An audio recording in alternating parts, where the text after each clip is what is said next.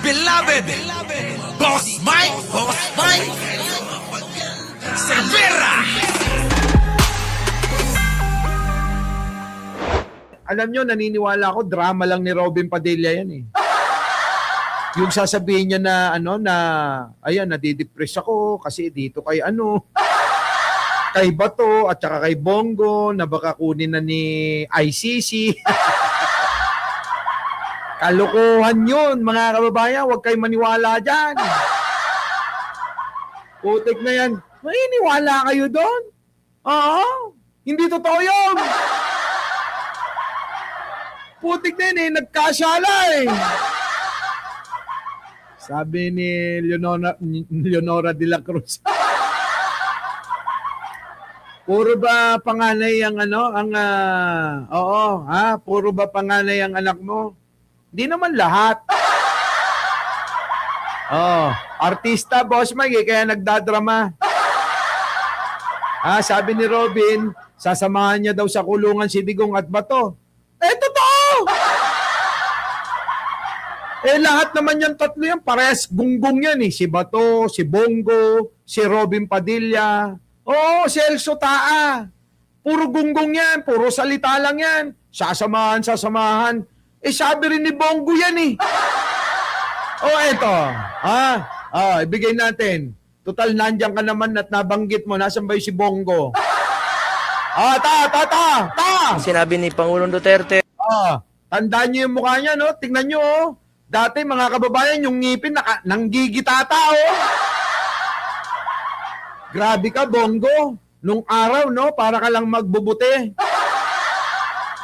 Ngayon, ang iniinom mo, bote na ng makalan, Tingnan niyo, mga kababayan ko. At gaya ng sinabi ni Pangulong Duterte, even it would... Tingnan yung ngipin, mga kababayan, Nanggigitata. Diba? Nung araw yan, tingnan nyo, ngipin, Putik na yan, tingnan nyo itsura, mga kababayan. Parang birador ng kambing, diba? Ayan, mga, ay, Diyos kong ngipin. Lakihan natin, Boss Mike. Ay!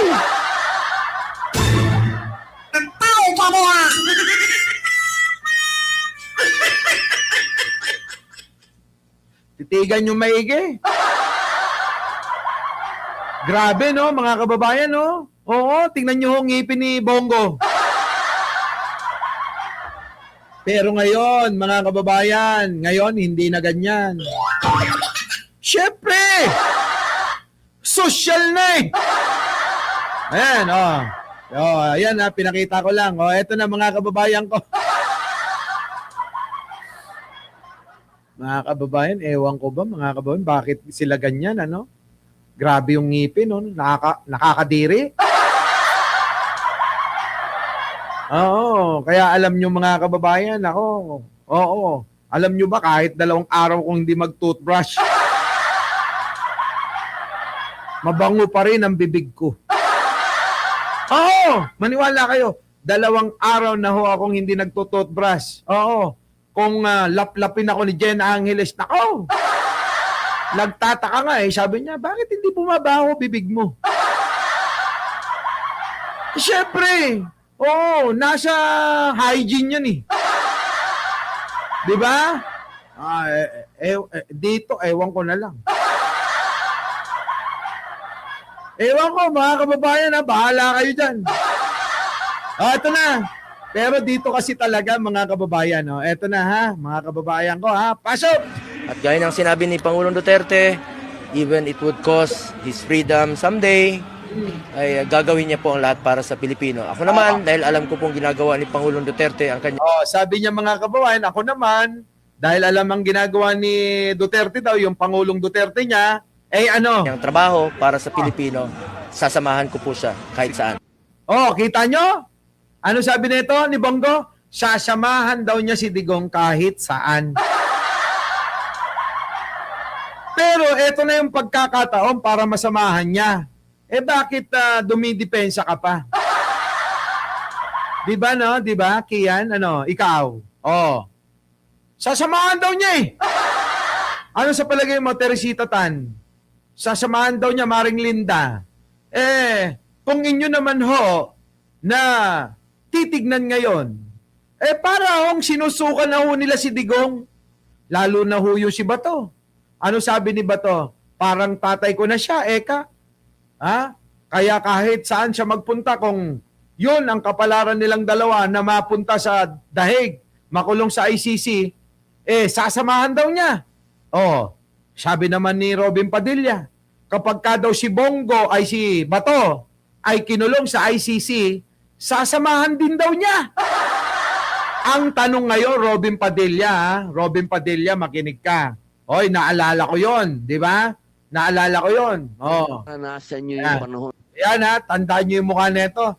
Sinabi ni Robin Padilla na kahit daw saan nandoon si Bato de la Rosa, sasamahan daw niya. Ngayon, ang tanong ko,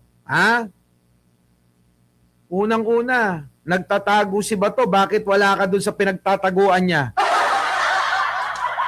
Ikalawa, ngayon na mukhang, ayan na, kumpirmado na ho na may warrant of arrest si Bato. Bakit tila nagbabago na yung ihip ng hangin at iba na yung sinasabi niya? Diba, Emily Vasquez, Aurora Arnaez, Jojo Chavez, Jason Fermin, Elican del Carmen, Heidi Pantino. Wala stick na ito, mga kababayan ko. Ngayon, sa palagay nyo, tutupad pa ba sa usapan to? Tingin ko, mga kababayan, malabo na yan. Malabo na ho yan, mga kababayan, na mangyari. Yan ang sinasabi ko tignan nyo ito, mga kababayan ko. Yan ang sinasabi ko sa kanila. Tingnan nyo. Sabi nga dito, sinend ni Arnold Lopez, look, arestado ang hinihinalang operator ng drug den at 6 pang individual matapos ang isinagawang bypass operation ng PDEA Regional Office 11 at ng NBI Southeastern Mindanao sa Barangay 37 Dasdi, Mabini Extension, Davao City. Puro na lang droga ang issue sa Davao, mga kababayan.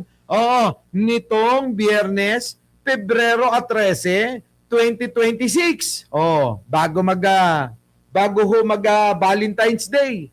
Ayon sa mga otoridad, inaresto ang 32 anyos na operator ng drug den matapos umano itong magbenta ng mga nasa sachet na hinihinalang sa shabu na nagkakahalaga ng 7,000 sa isang poiser buyer. Yan. Ibig sabihin, nagtanggap na isang buyer, mga kababayan. Nasa kustodiya na ng mga otoridad ang mga suspect at isa sa ilalim sa karampatang investigasyon at pagsasampa ng kaukulang kaso. Ate Mars, kita nyo ho, mga kababayan ko? Yan yan ang problema sa mga DDS kasi. Ayan yan Boss, lakyan mo. Kita nyo? Yan, huli mga bata pa, mga kababayan yung iba Diba? Ayan huli. Kita nyo? Sa Davao City yan, mga kababayan. Di ba kayo nagtataka bakit laging Davao City Edena Jones, hindi ba kayo nagtataka bakit sa Davao lagi ang may shabu? Bakit? Malaki kasi kinikita nila dyan. Malaki kaya wag na kayong magtaka kung puro addict na yung nasa Davao City. Tapos ngayon, alam nyo ba na si Mayor Isko ay tinitira na nila? Yan Politikong kawawa naman si Mayor Isko, mga kababayan. Ngayon ay tinatrabaho ito Bakit? mga politikong siguro natalo na Mm. o di ko alam bakit bigla nagka-interest sa akin yung mga national Mm. political operator. Nako. Unang-una, hindi ako kandidatong presidente. Kaya wala Ah. kami pagtuunan ng pansin dito. Ah. Dito lang po ako sa Maynila. Happy na po ako rito. Nako! Alam nyo yung mga ganyan salita ni Isko, ha? Magbubutihan ko na lang dito, maglingkod sa mga Madaleño. Hindi daw tatakbo, mga kababayan. Pero, ano naman masama kung tumakbo? Ano naman masama kung, kung patakbuhin ni Pangulong Bongbong Marcos to? Di ba? Masama ba yon? Hindi masama yun. Ngayon tinatrabaho ho, mga kababayan. Tinatrabaho ito. Bakit? Nakikita ho laging kasama ni Pangulong Bongbong. Siyempre, alam nyo naman yung mga malisyoso, ang mga utak. Iisipin kagad nila, malapit na malapit to kay Pangulong Bongbong, mukhang, hindi kaya ito yung itutulak na maging pambato ng administrasyon? Paano na si Martin?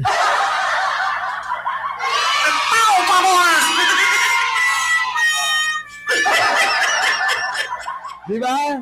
Paano na si Martin? Gustong-gusto nun maging presidente, Putik na yan, mga kababayan, ano na? Di yan nyo naman makikita na talagang ang mga tao matatalino na. Hindi sila pipili ng mga magnanakaw. Di ba? Paano? Sige. Ay, nako. Tignan nyo, Di ba? Lang yun Hindi, napag-uusapan lang naman. Wala talagang panalo si Martin kahit maubos pa pera niya. Kahit nabayaran niya pati yung mga DDS vlogger Hindi talaga mananalo sorry naman. Kau kasi Isko Nananahimik na ngayon at hindi na nga alam kung anong gagawin Payat na. Baka sa susunod na makita nyo, butot balat na. Sige na nga, tapusin na natin to. Paano? 1 oras na tayo, mga kababayan ko. Bukas hindi ako makakapag-live ng umaga. Pero abangan nyo pa rin mga kababayan, baka sakali. So paano, mga kababayan ko? Pupunta ako bukas ng Las Piñas. So alam nyo na kung ano gagawin ko ron, mga kababayan. Pupunta ako ng Las Piñas para mag-file na ho ng formal complaint laban po sa nagkautang sa atin. So paano? Ayaw na. Maraming salamat po. Our beloved Boss Mike Cervera.